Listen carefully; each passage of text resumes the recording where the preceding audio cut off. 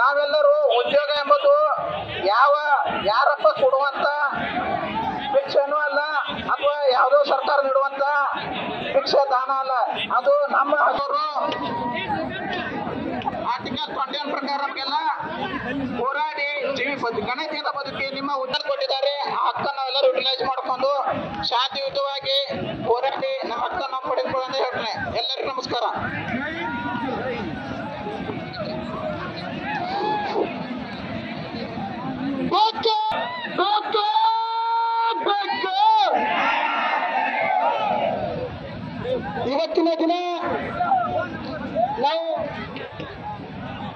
ಇವತ್ತಿನ ದಿನ ನಾವು ವಿಜಯಪುರ ಹಮ್ಮಿಕೊಂಡಿರುವಂತಹ ಉದ್ದೇಶ ಇಷ್ಟೇ.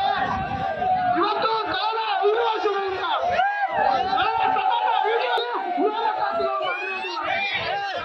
ಗೃಹ ಸಚಿವರಾದಂತಹ ಜಿ ಪರಮೇಶ್ವರ್ ಸಾಹೇಬರು 2 ದಿನಕ್ಕೊಮ್ಮೆ ಹೇಳಿಕೆ ಕೊಡ್ತಾರೆ. ಅವ್ರು ಮಾಡ್ತೀನಿ, ಗೃಹ ಸಚಿವರು ನೇರವಾಗಿ ಹೇಳಿ, 2 ವರ್ಷ ಮಾಡಲ್ಲ, 5 ವರ್ಷ ಮಾಡಲ್ಲ, ನಮಗೆ ನೇರವಾಗಿ ಹೇಳಿ.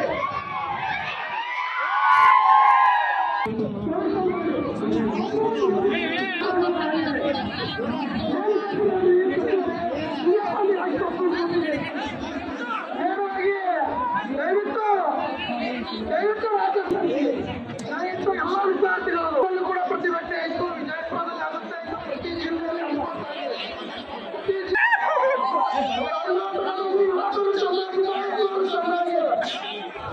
ಹಾಗಾಗಿ ದಯವಿಟ್ಟು